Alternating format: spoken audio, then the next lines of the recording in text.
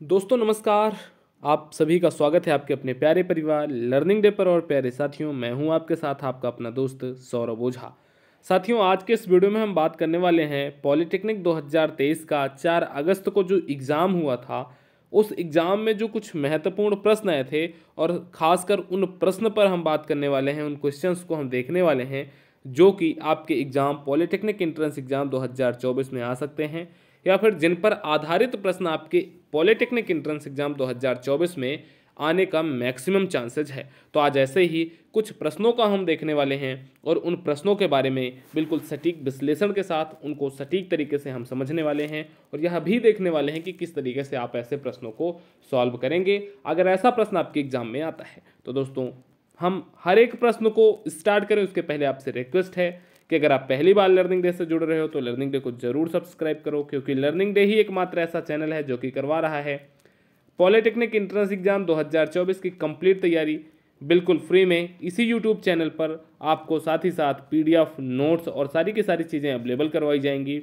जिसका लिंक आपको नीचे डिस्क्रिप्शन में मिल जाएगा। आप हमारे साथ टेलीग्राम, इंस्टाग्राम, व्हाट्सएप ग्रुप पर जुड़ सकते हैं, आपको लिंक नीचे डिस्क्रिप्शन में मिल जाएगी। तो आइए दोस्तों, अब स्टार्ट कर देते हैं हम आज के कुछ उन महत्वपूर्ण प्रश्न को जिनको हम समझने वाले हैं और जिन प्रश्नों को हम देखने वाले हैं जो कि एग्जाम में आपके एग्जाम में आने के मैक्सिमम चांसेज हैं या फिर जो रिपीट होते रहते हैं। जैसे सबसे पहला जो प्रश्न है आज की इस क्लास का, वह है सूर्य के प्रकाश का प्रिज्म द्वारा बने वर्णक्रम के रंगों में सर्वाधिक आवृत्ति वाला रंग कौन सा होता है। यह क्वेश्चन दोस्तों आपका फिजिक्स का है, मोस्ट इंपॉर्टेंट प्रश्न है। कभी कभी आपसे यहाँ पर आवृत्ति पूछ लेता है, कभी कभी यहाँ पर आपसे वेवलेंथ मतलब तरंग दैर्घ्य के बारे में पूछ लेता है, और कभी कभी आपसे यहाँ पर वर्ण विक्षेप का क्रम पूछ लेता है।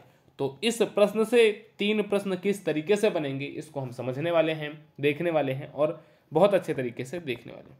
तो दोस्तों, मैं आपको बता दूं कि डेली शाम को 7 बजे तैयार रहा करिए, क्योंकि डेली शाम को 7 बजे लर्निंग डे लेकर के आ रहा है बहुत ही खास वीडियो, बहुत ही स्पेशल क्लास आपके अपने इसी परिवार लर्निंग डे पर, और सारी की सारी क्लास यूट्यूब पर बिल्कुल फ्री में बिना किसी पैसे के आपको मिलने वाली है।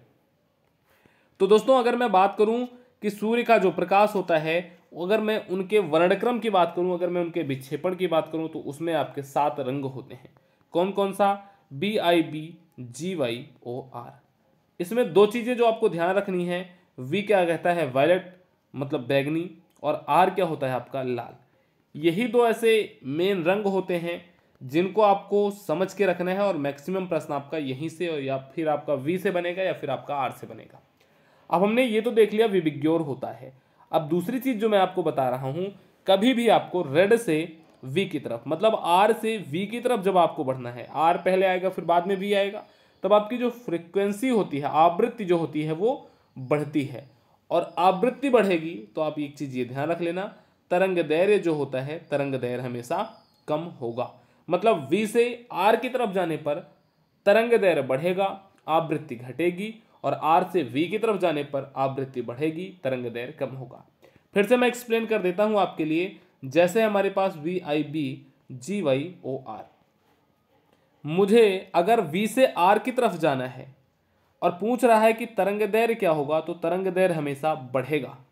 पूछ रहा है आवृत्ति क्या होगी, V से R की तरफ जाने पर तो आवृत्ति हमेशा घटेगी। मतलब सबसे ज्यादा आवृत्ति वाला V, सबसे ज्यादा तरंग दैर्घ्य वाला आपका कौन सा हो जाएगा, R। तो प्रश्न आपसे पूछ रहा सर्वाधिक आवृत्ति वाला रंग कौन सा होता है, तो प्यारे साथियों V जो होता है मतलब बैगनी जो वायलेट रंग होता है वो सबसे ज्यादा आवृत्ति वाला होता है।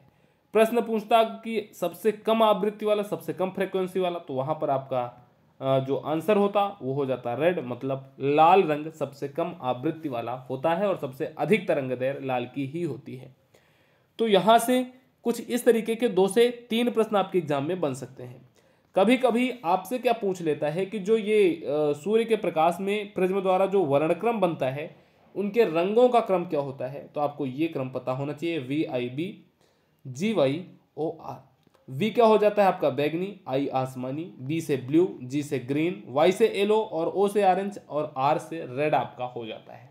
ये 7 महत्वपूर्ण रंग हैं, इनको श्वेत प्रकाश भी हम कभी कभी बोल देते हैं। और ये तभी केवल और केवल तभी ये पता चलते हैं जब किसी भी प्रिज्म पर सूर्य का प्रकाश पड़ता है।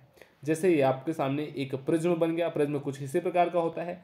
सूर्य का प्रकाश आएगा, यहाँ पर पड़ेगा, कुछ विक्षेपित होगा, विक्षेपित होने के बाद ये जो 7 रंग यहाँ पर टूटेंगे, यही BIB GYOR होते हैं। क्लियर दोस्तों।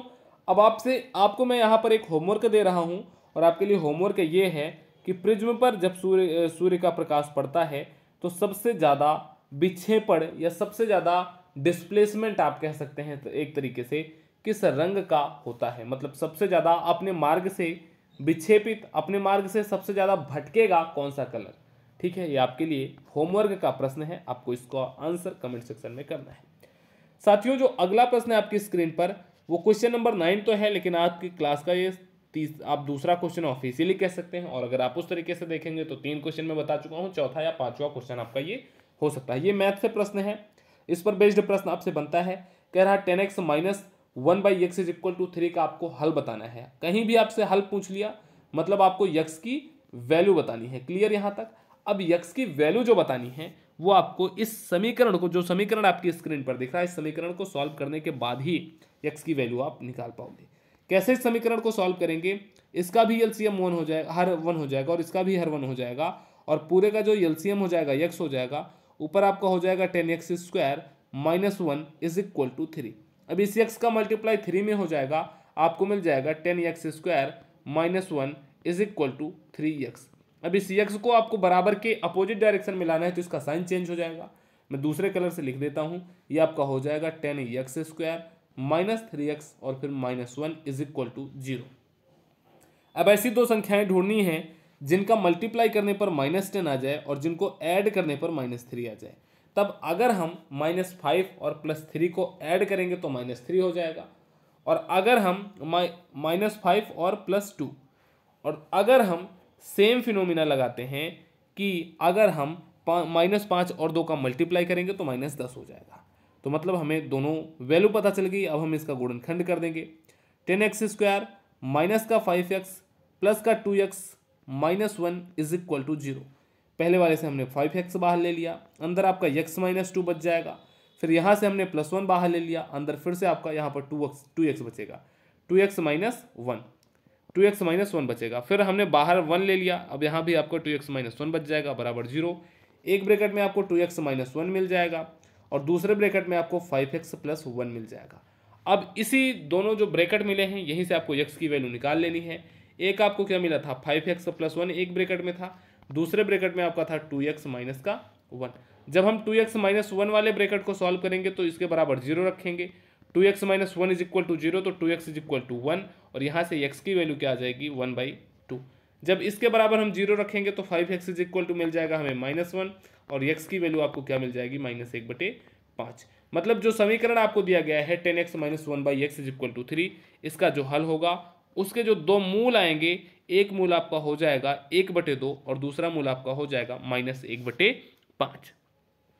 तो कुछ इस तरीके से कहीं पर भी अगर आपको सॉल्व करने के लिए कुछ भी बोलता है तो सीधे सीधे उसके कहने का मतलब, उसके कहने का तात्पर्य वो आपसे यही पूछना चाहता है कि भैया आप इसको सॉल्व करो और आपको x की वैल्यू यहाँ से फाइंड आउट करके x की वैल्यू आपको देनी है। बहुत सिंपल सा लॉजिक होता है, कुछ नहीं होता है। ऐसे प्रश्न आपको एग्जाम में जरूर देखने को मिलेंगे, और अगर आप लर्निंग डे पर रेगुलरिटी से डेली शाम को 7 बजे क्लास करेंगे तो यकीनन दोस्तों ऐसे सारे प्रश्न आप चुटकियों में सॉल्व कर देंगे।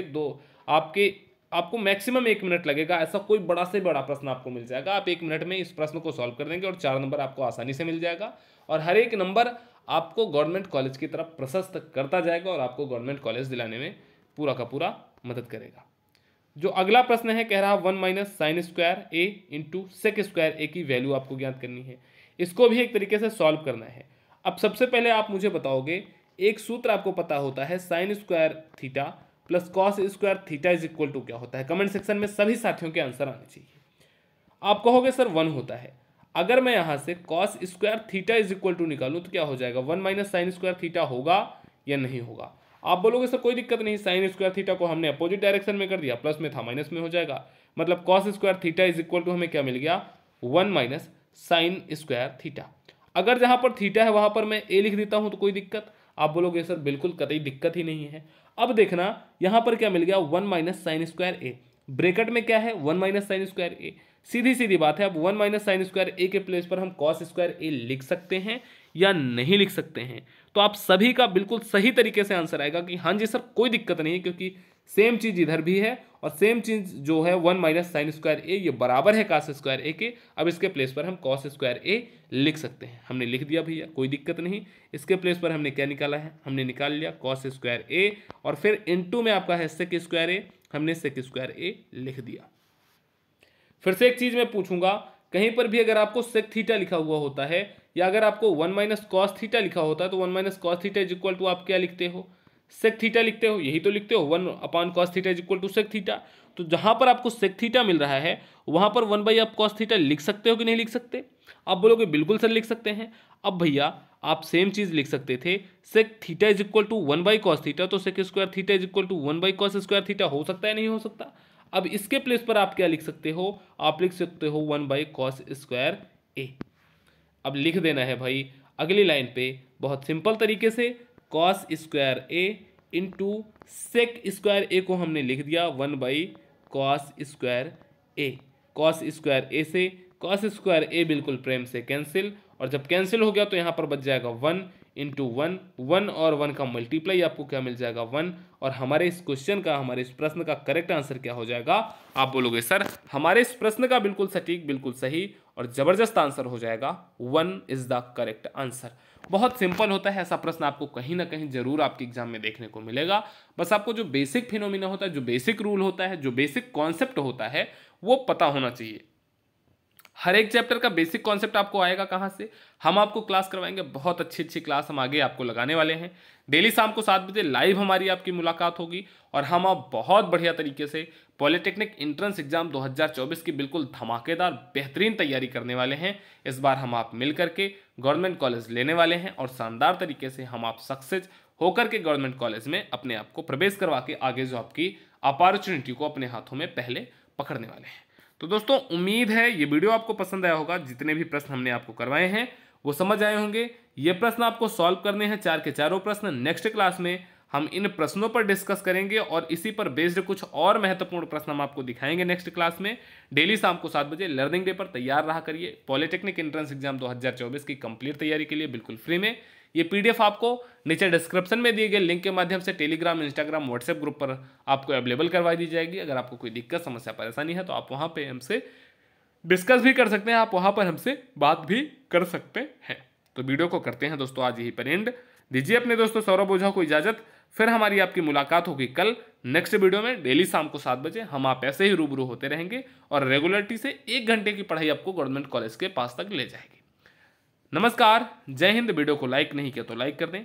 चैनल को अगर अभी तक आपने सब्सक्राइब नहीं किया तो सब्सक्राइब कर दें और अपने दोस्तों को जरूर भेजें। Take care, thank you, best of luck, good luck.